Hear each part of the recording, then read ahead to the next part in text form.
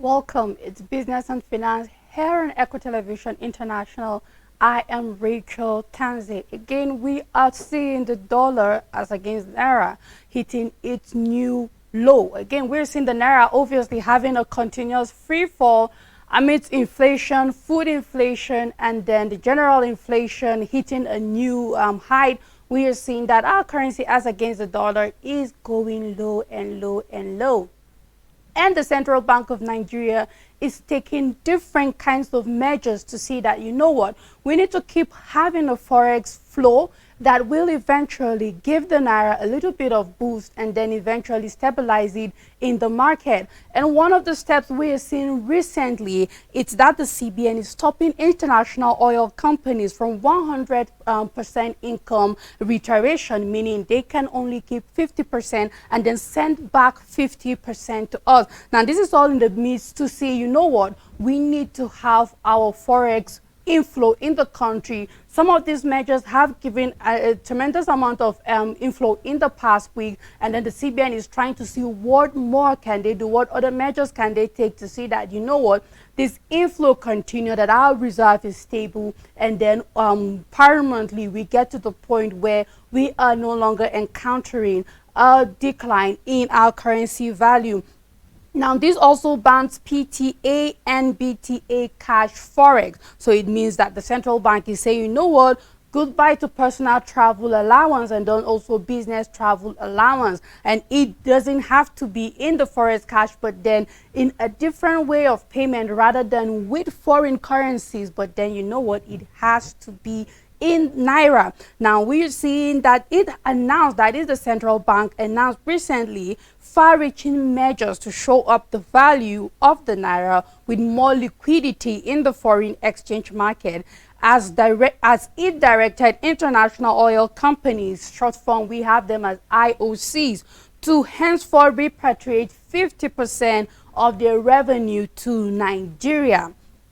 Now, the bank also announced an end to cash personal travel allowance and business travel allowance, as such allowance are henceforth to be obtained in cards. So no more cash, because sometimes some companies give business travel allowances and personal travel allowances in cash, and most of the times it is in foreign currency. Now, the Central Bank of Nigeria is saying that, you know what, no more transacting like that when it comes to allowances. You're going to be having a card. You must have a business card. Your company must issue you a business card so that they will be able. Remember that one of the measures that the Central Bank of Nigeria is trying to take is to see that, you know what, inflows of money remains within the bank. But when we have cash given in foreign currency, now we have individuals who are traveling, despite it being a business travel, we find them still going to the parallel market, the black market, we know it all, Beirut exchange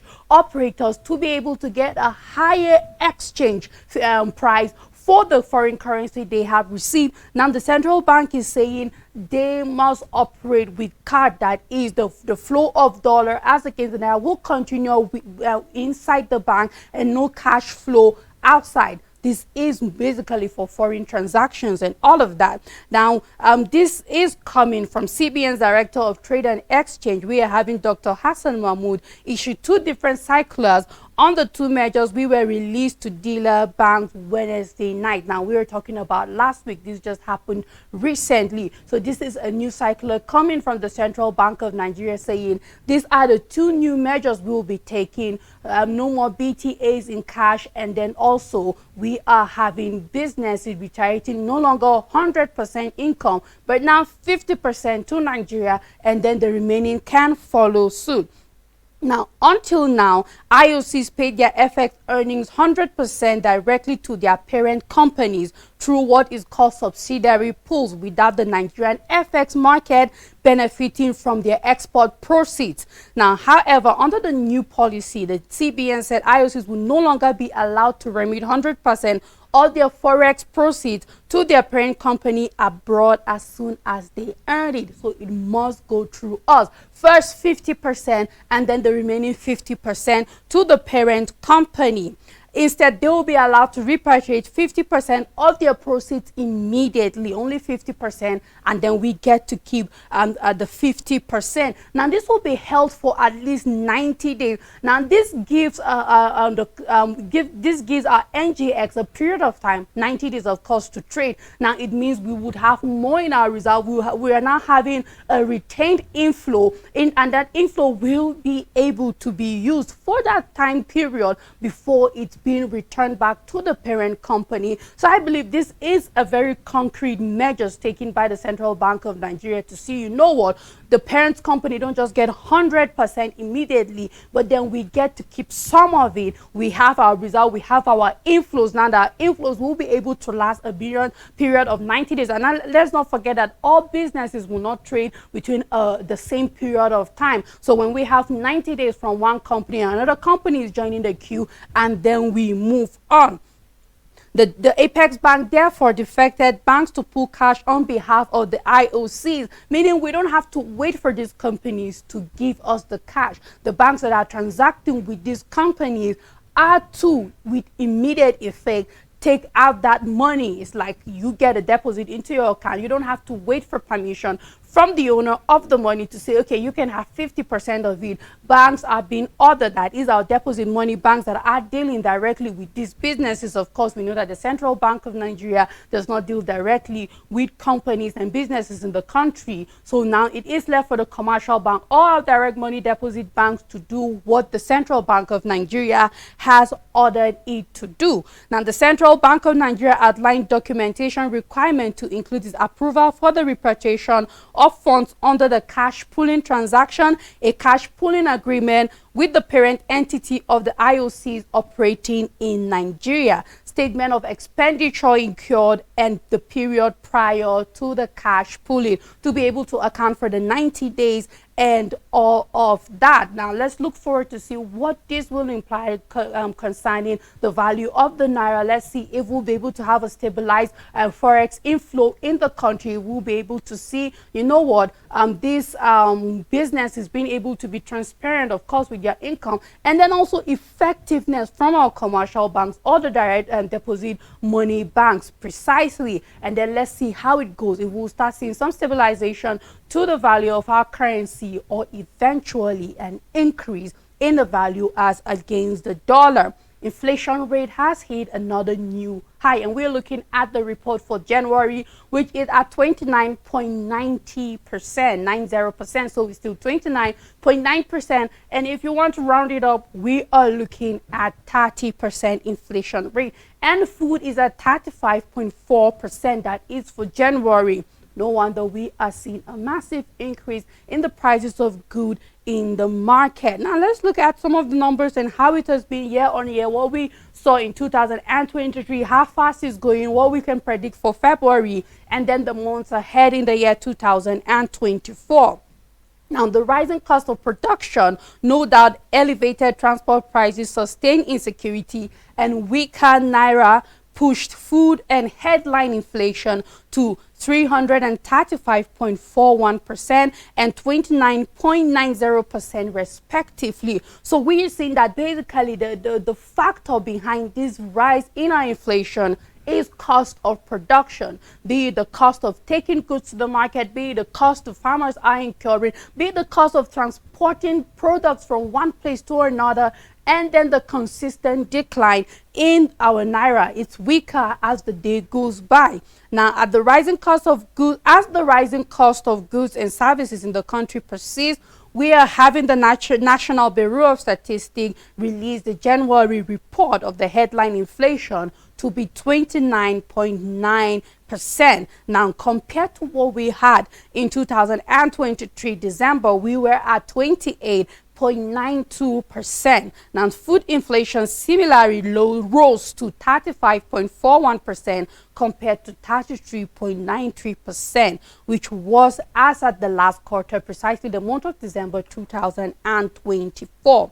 Typically, inflation in the country slows in January after the spike in year-end festivities. However, this data released by the National Bureau of Statistics showed that January 2024 headline inflation rate showed an increase of 0.98% point, meaning regardless of the festivity going down and people back to their normal life, we are still having inflation going high and high in the market. And then we can even talk about the cost of building materials, but we are more focused on food because this is daily consumption. And we can say, well, people can start building if it's that expensive. It's not that easy because you know what? Housing is a basic a need and a facility that should be available. But the one that affects people more directly is food. And that is why we have to look at it. And it's at 35.4%. And despite the festive period being over, we're done with 2023 December.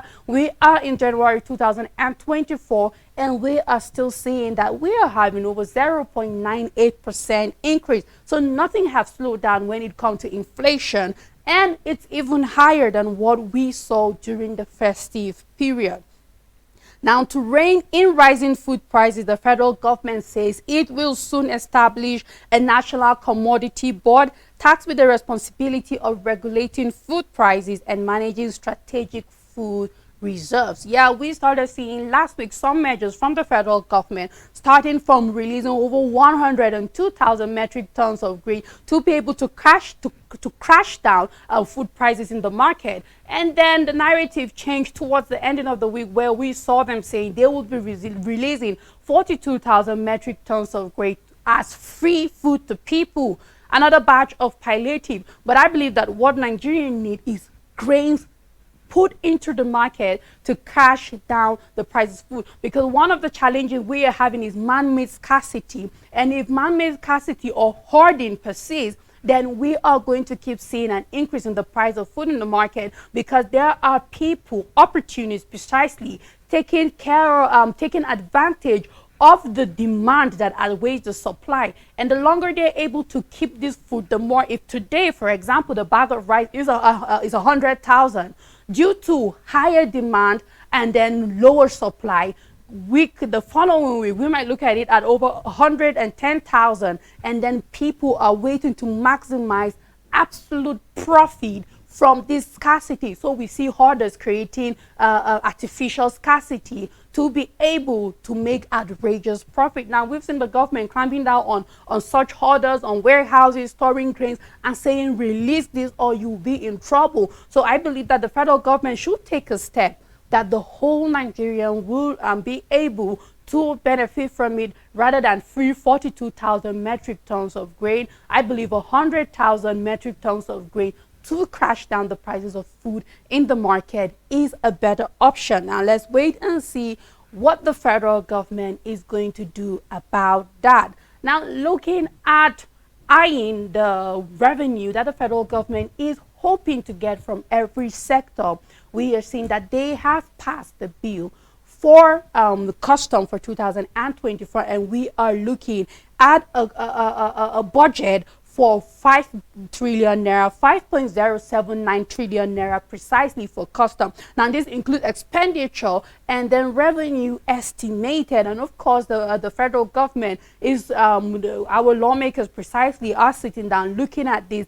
and saying it's important that, you know what, the custom gets its budget for 2024, as we are seeing promises coming from the Director General saying that, you know what, this is rather the Controller General of the Customs saying that we are having this revenue potential for the year 2024, and this is what we plan on doing. So let's look a little bit at the breakdown of what this budget of 5.079 trillion will be for Nigerian Custom 2024. Now, this budget was submitted by Senator Isa Jibrin of Kogi East. Now, the expenditure will be 706 billion naira, 706 billion 434 naira is outlined below based on the approved revenue target, that is for the target of the revenue that the custom is expected to make for 2024, they have to have an expenditure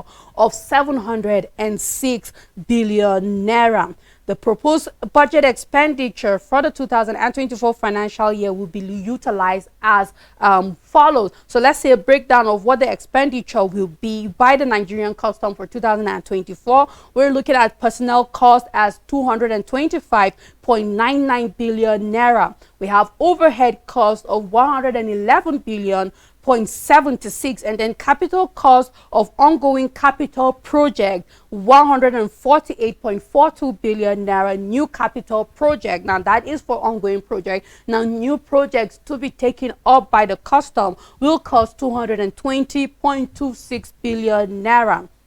Now, this report from the NCS is this is adopted by the government, of course, and I've agreed with it, and we've seen it being passed as a budget. Now, this is what the service intends to do with this expenditure, and then how they plan to make more money for 2024. Now, the service intends to provide flexible windows for the perfection of illegally imported vehicles to ensure the collection of expected import duties and 25% penalty charge from such category of transaction, which will enable the government to realize more revenue. Second, decongestion of the nation port is proposed towards efficient and effective port operation that is capable of yielding more revenue. We remember we saw this last week where there's so much decongestion, there's so much congestion rather at our port, most especially when it comes to cars. It's littered everywhere. We are seeing a continuous increase in clearance fee, and then car importers are saying, you know what, let the car stay there. We are spending too much on clearance. We cannot continue. And also we are seeing that the custom is saying they are having struggle with illegal importations of car and people who are trying to dodge this fine. So everything that they need will be channeled towards clearing the seaport, making sure there's no longer congestion, that is decongesting the seaport, making sure that the penalties are being paid and all of that. Now, amidst all the normal clearing, this extra that needs to be done will eventually increase the revenue and boost it to what they are expecting as revenue for the year 2024. Now, capital importation to Nigeria declines. Now, this is a 2023 report, and we're just starting 2024, so I believe that the reports are coming in fast. We have started seeing other reports coming in, and then now we are looking at what it has been for importation,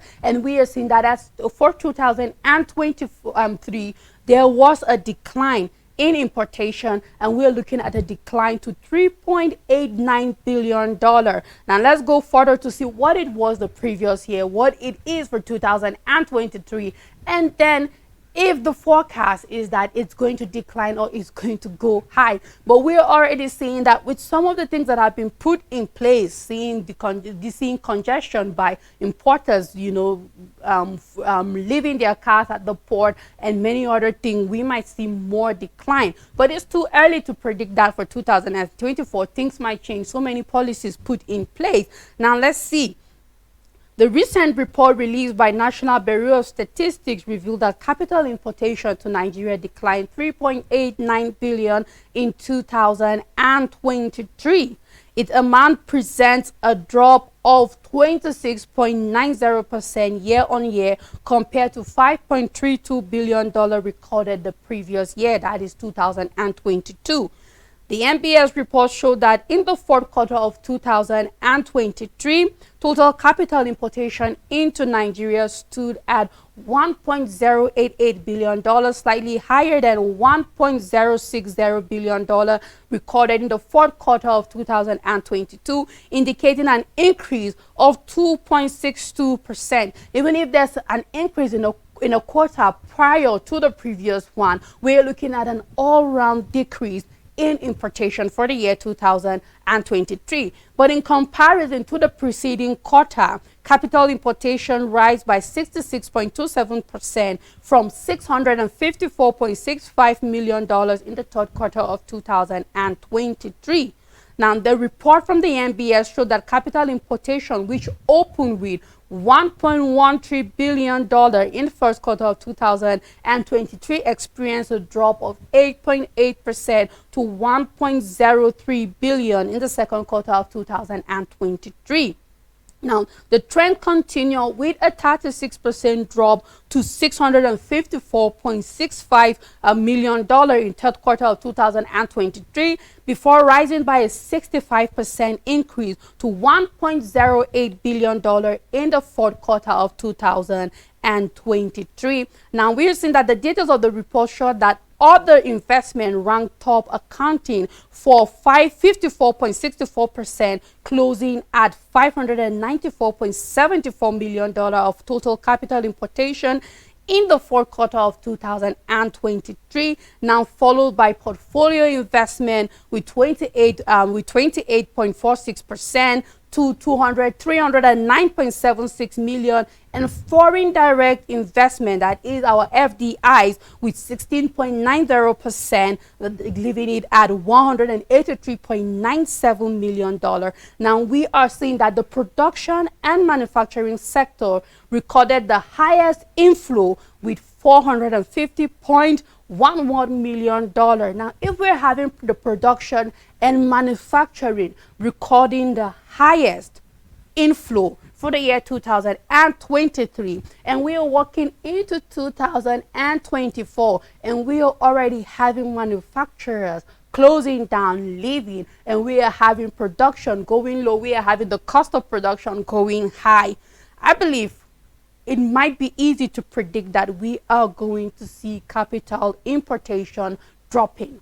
It's too early to predict, but let's leave it open as it is, that we will have to wait and see whether or not 2024 there will be an increase or a continuous decline in capital exportation in the country, knowing full well that manufacturers benefited or got the highest inflow, and looking at how it's already hard for them from the first quarter of 2024. Let's see what will change and how things will turn around for manufacturers in 2024, and if they are able to see a higher inflow, then perhaps we will not see a decline in capital importation in the country. And this is how far I go today on Business and Finance. Keep a date with me next time.